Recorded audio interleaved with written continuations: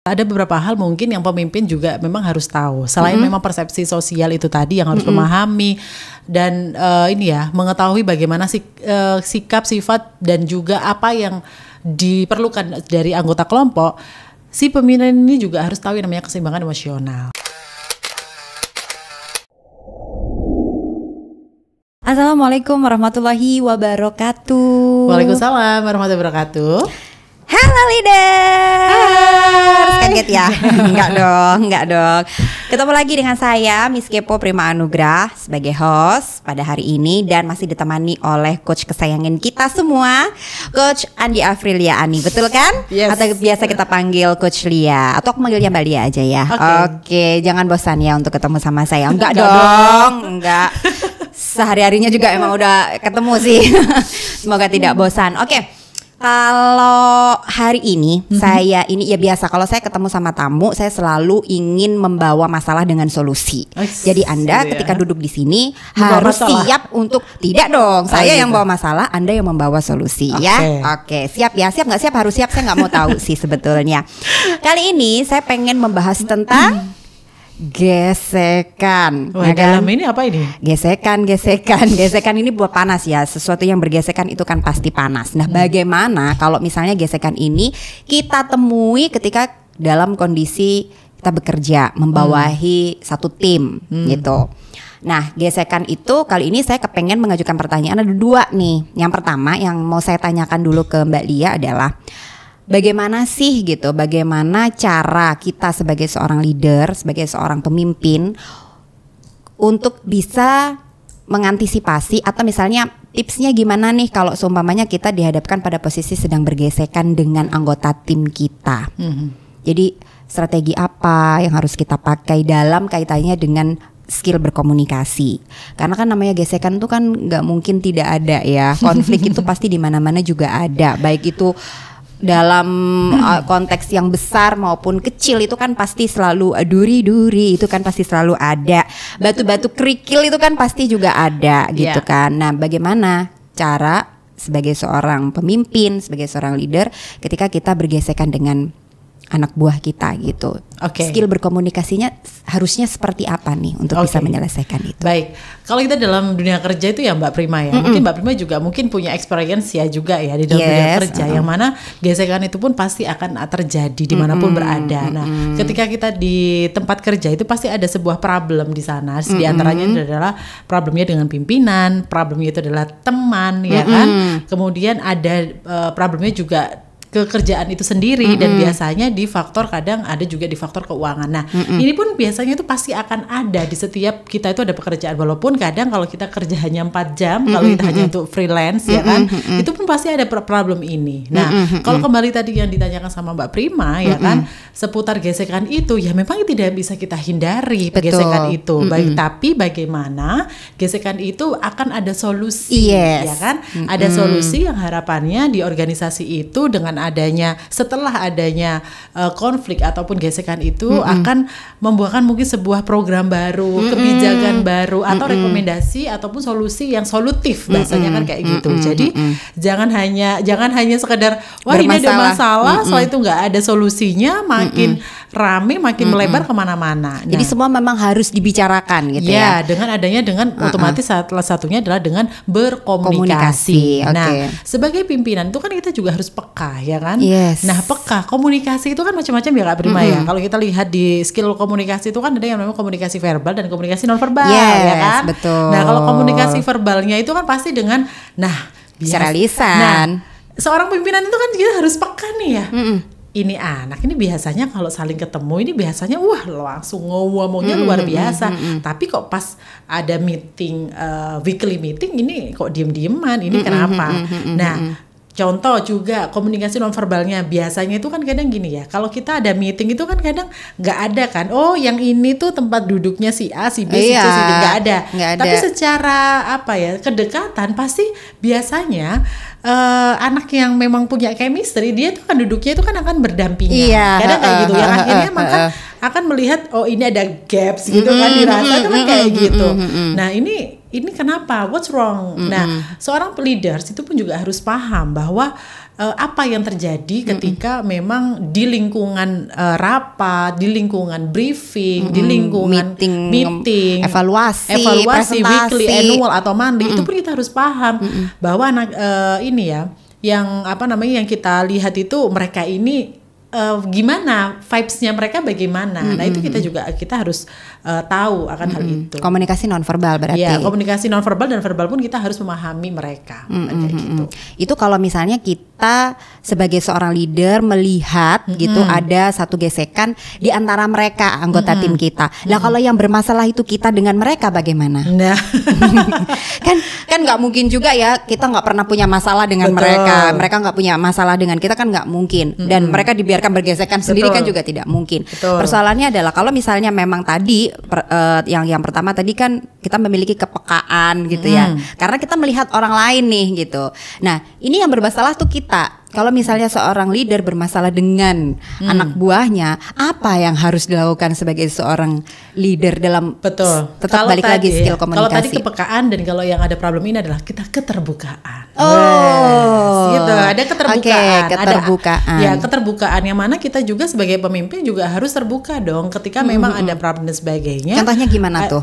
Gini, kita harus paling nggak kita tuh harus jujur dan harus menyampaikan apa yang kira-kira teman-teman tim itu mau dan apa yang memang selama ini menjadi kebutuhan dan juga evaluasi diri. Yang mana kan yang pasti yang gini ya, dalam pemimpin itu kan memang kita yang harus paham adalah tentang persepsi sosial, yaitu kepekaan bahwa pemimpin itu juga harus melihat dan memahami sikap dan apa yang dibutuhkan dari anggota kelompoknya. Nah kan gitu, karena setiap kelompok, setiap ini bidang, kalau misalkan di perusahaan itu kan beda-beda, treatmentnya beda-beda. Coba kalau misalkan dengan tim sales pasti akan beda treatmentnya, ya kan? Dengan tim engineering pasti akan beda, tim IT pasti akan beda gitu. Treatmentnya itu akan beda karena memang kebutuhan dari kelompok itu kan macam-macam, sehingga seorang pemimpin itu ketika memang ada gesekan dengan anggota tim dan sebagainya, harapannya memang ada sebuah keterbukaan dan jujur bahwa apa yang telah terjadi, evaluasi apa yang memang harus kami bersama dengan tim yang lainnya, tim manajemen dan lainnya juga harus di evaluasi dan introspeksi kan gitu, sehingga evaluasi introspeksi. Nah sehingga kan harapannya itu nggak hanya menurut saya leader tim ini bener loh kan kayak gitu, padahal belum tentu, karena kan memang di lapangan itu kan akan kadang itu persepsinya berbeda. Berarti leader nggak harus must be dominan gitu, maksudnya nggak harus dominan secara aku ya aku gitu. Anda harus nurut apa kata saya gitu. Justru malah biasanya yang seperti itu gesekannya justru timbul lebih besar gitu kan gitu loh. Dan kadang-kadang kita juga sebagai seorang leader, kita ini kan juga bukan malaikat gitu ya. Kita juga bukan orang yang nggak pernah hilaf dan emosi gitu kan. Betul. Misalnya kita dalam menyampaikan sesuatu kita udah terlanjur nih ngomong secara, ya maksudnya kita bawaannya kan emosi ya.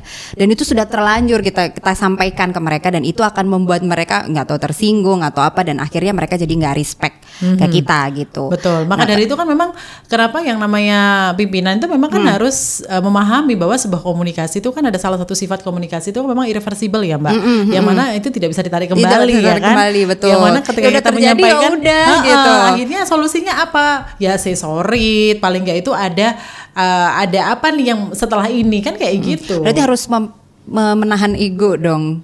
Kan kita dalam say sorry untuk seseorang bisa minta maaf tuh nggak semua orang mampu loh gitu. Apalagi di depan umum, di depan anak buahnya gitu, terus kita sorry gitu, itu mungkin bagi sebagian orang itu kan akan kesulitan ya kalau misalnya mereka egonya cukup lumayan tinggi, dan sebagai seorang leader berarti disarankan untuk bisa mengesampingkan itu, dan it's okay gitu. Yes, maka dari itu kan salah satu memang yang tadi saya sampaikan itu adalah ada beberapa hal mungkin yang pemimpin juga memang harus tahu, selain memang persepsi sosial itu tadi yang harus memahami dan ini ya, mengetahui bagaimana sikap, sifat dan juga apa yang diperlukan dari anggota kelompok.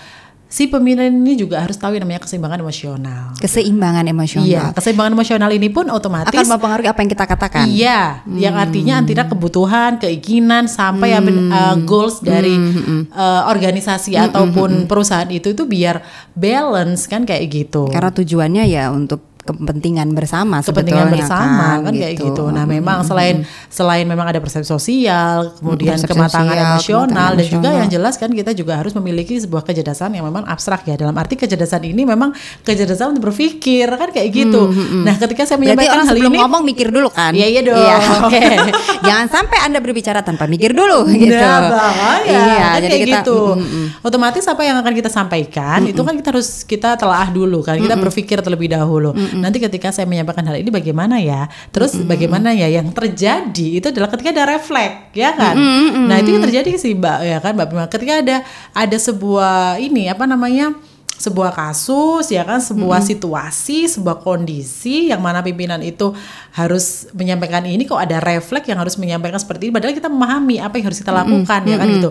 Akhirnya maka dari itu kematangan emosional itu juga harus dilatih kan gitu. Maka dari itu kan kadang ada pemimpin muda itu kadang masih dia kan masih muda kan kayak gitu ya. Kadang itu masih disepelekan, kadang kayak gitu.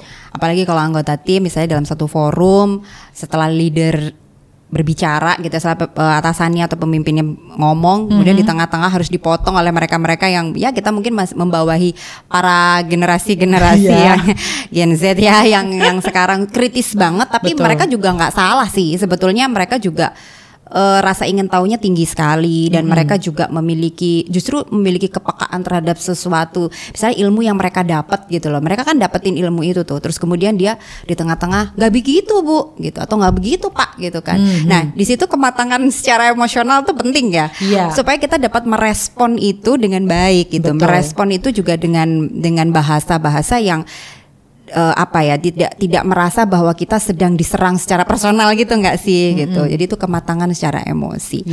Kalau berarti tadi ketika kita menghadapi sebagai seorang leader, menghadapi anggota tim yang sedang bergesekan, berarti kita tadi perlu yang namanya kepekaan. Betul. Gitu, kepekaan, karena kita harus tahu lah, masa sih setiap hari ketemu nggak peka-peka ya, bapak-bapak tolong ya, bapak tolong.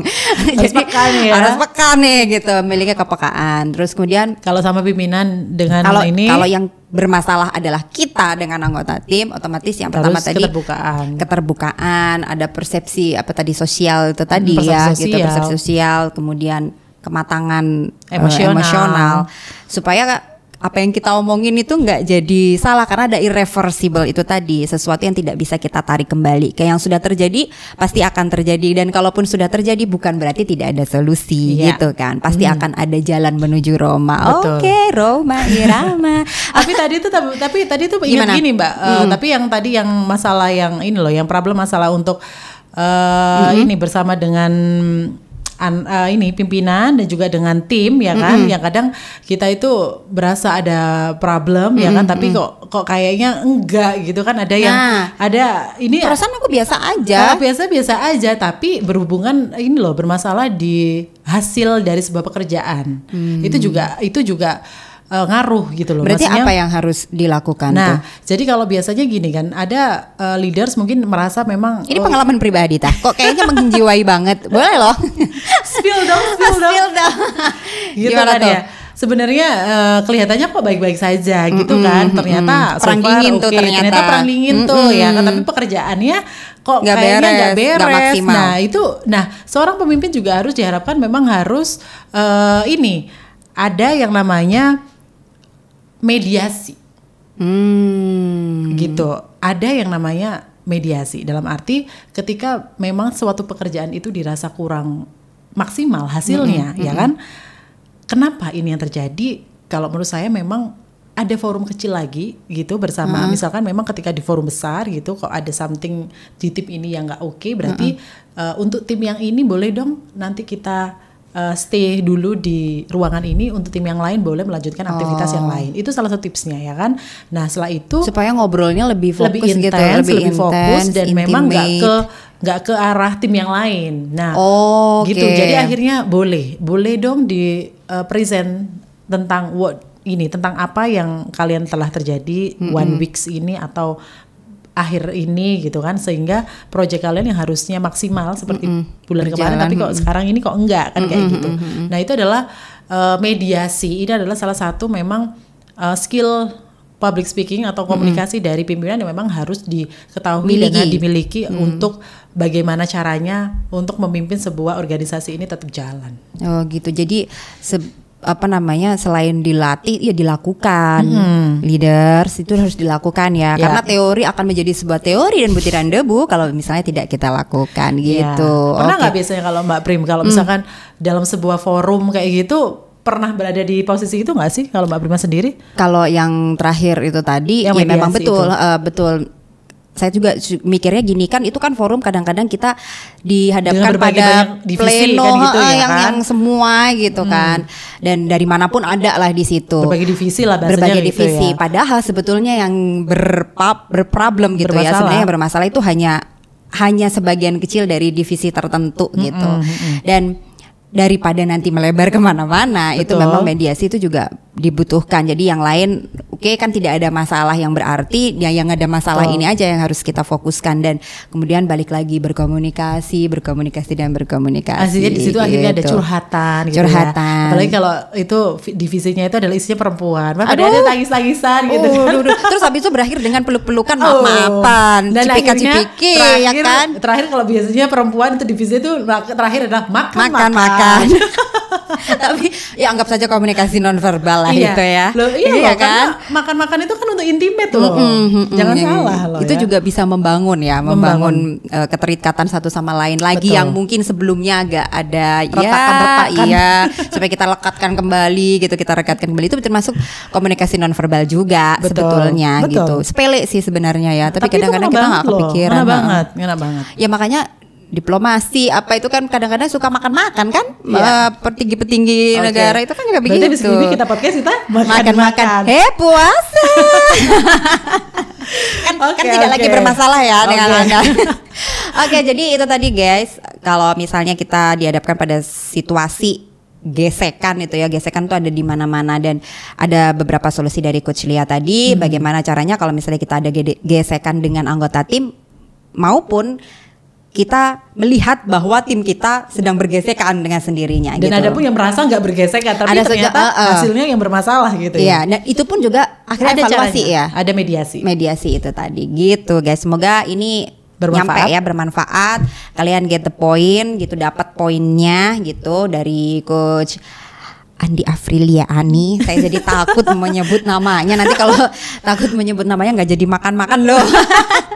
Oke.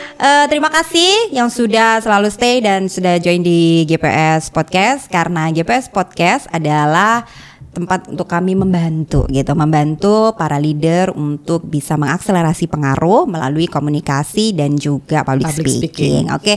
Kami undur diri dulu untuk sementara waktu, tenang saja karena kami juga akan hadir kembali di episode-episode berikutnya yang tidak kalah menarik. Saya Prima Anugrah sebagai Miss Kepo dan juga Coach Lia undur diri. Terima kasih. Wassalamualaikum warahmatullahi wabarakatuh. Waalaikumsalam. See you. Bye.